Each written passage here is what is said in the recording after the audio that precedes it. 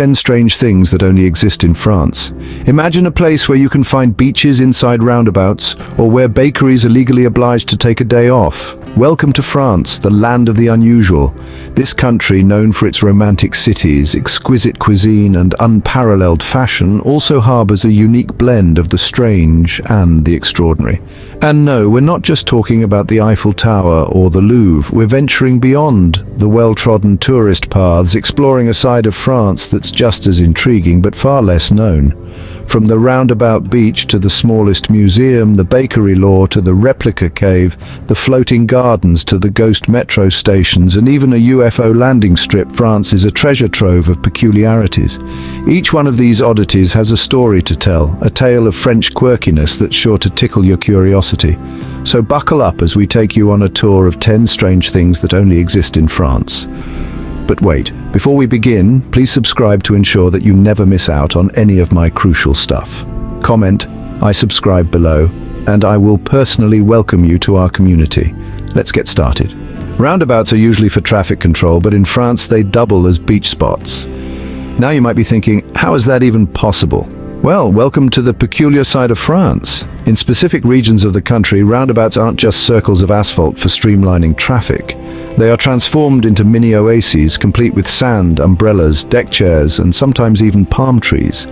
Locals and tourists alike are known to lounge and sunbathe right in the heart of these roundabout beaches, embracing the unique blend of urban and coastal life. These roundabout beaches are typically found in towns and cities that are landlocked, providing a whimsical beach experience for those who may not have easy access to the sea. The locals have truly adapted to make the most of these unusual beach spots, creating a quintessential example of French creativity and ingenuity. Next time you're in France, don't forget your beach towel when driving through a roundabout. In France, a croissant is not just a croissant, it's a legal matter. That's right, the French take their baked goods seriously, so much so that there is a law regulating bakeries and their off days. This unique law is known as the bakery law, a testament to the cultural importance of bakeries in France. Essentially, the law stipulates that every bakery must take a day off per week. But here's the twist, they can't all take the same day off. Imagine a Sunday morning in France without a fresh baguette or croissant. It would be a national crisis. So, the government ensures that the people get their daily bread, literally. It's not just about the bread, but about the role that bakeries play in French society. They're more than just a place to buy bread, they're a cornerstone of community life. So, remember to check if your local bakery is open before you start craving for a baguette. Size doesn't matter when it comes to culture. Welcome to the world's smallest museum. Nestled in the heart of France lies a tiny treasure trove of history and art, crammed into a space no bigger than your average living room. This petite gallery, charmingly quaint and utterly French, is a testament to the saying, "Good things come in small packages." The museum's history is as fascinating as its exhibits. Founded in the early 20th century by an art enthusiast who wished to bring culture to the masses, it has since become a beacon of French heritage. Its exhibits, though small in number, are rich in variety, boasting everything from ancient artifacts to modern art pieces. Its charm lies not just in its size, but in its devotion to showcasing the beauty and diversity of French culture. Despite its diminutive stature, the museum is a giant in the world of art and history. Who knew that such a small place could hold so much history?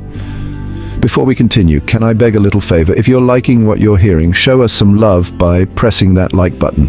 And hey, if you want to be in the loop for our fantastic upcoming videos, make sure to press subscribe and ring that bell so you're always in the know. Oh, and one more thing, drop a quick "I subscribe" down in the comments and I'll make sure to offer you a warm welcome to our amazing family. Alright, enough of that, let's keep the conversation flowing. When preservation meets innovation, you get a whole cave replicated. In the heart of the Dordogne region, an extraordinary feat of human ingenuity rests, a complete replica of the famed Lascaux cave. A marvel of prehistoric art, the original Lascaux cave was closed to the public in 1963 to protect it from damage. But fear not, dear adventurer, a meticulous recreation, Lascaux II, and its even more advanced successor, Lascaux IV, stand ready to transport visitors back to the Paleolithic era. These replicas give a stunning insight into the world of our ancient ancestors. Imagine gazing upon the same images that early humans painted over 17,000 years ago. From the large bulls, deer and horses to the intricate geometric shapes, every detail has been painstakingly reproduced, making you feel as if you've traveled back in time. So come, experience this incredible journey into the past. It's like stepping into prehistoric times, but without the actual cave.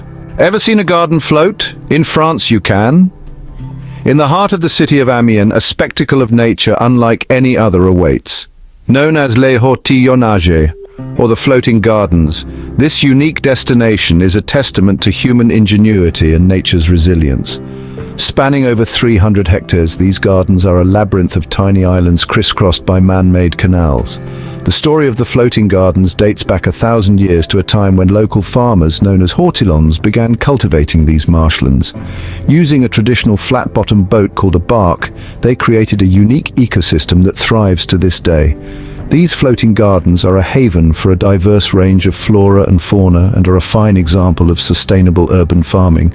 They offer a serene escape from the hustle and bustle of city life, a place where you can lose yourself in the tranquility of nature. A floating oasis in the middle of the city, only in France. Paris is known for its metro, but did you know about its ghost stations? Now, these aren't your typical haunted houses, rather they are unused metro stations that echo with the whispers of history. Some of these stations were closed for economic reasons, others due to their proximity to other lines, and a few were never opened at all. Take the Saint-Martin station, for instance. Located in the heart of the city, it was closed in the late 30s due to its close proximity to other stations. Over the years, it has captured the imagination of Parisians and travelers alike, with its darkened platforms and silent tracks. Then there's the Arsenal station, which was shut down during World War II and never reopened. Today, its platforms serve as a canvas for graffiti artists, adding a touch of the extraordinary to the ordinary. Next time you're in Paris, keep an eye out for these ghostly stations. Their silent platforms might just whisper a tale or two. France is ready for extraterrestrial visitors. They even have a landing strip for UFOs. Now how's that for an invitation to the cosmos? Nestled in the charming town of Aries on the edge of Arcachon Bay, you'll find a peculiar sight. It's a UFO landing strip, complete with a sign welcoming interstellar visitors in multiple languages, including extraterrestrial. This unusual project was the brainchild of the former town mayor, who, in the 70s, decided to put the sleepy town of Aries on the map in a rather unconventional way. He issued a municipal decree that established this landing strip, and since then, it has become a quirky local attraction. The townsfolk? Well, they've taken it all in stride. Some chuckle at the eccentricity, others shrug and say, why not? After all, in a universe so vast, who's to say we're alone? Whether you believe in aliens or not, this is a sight to see.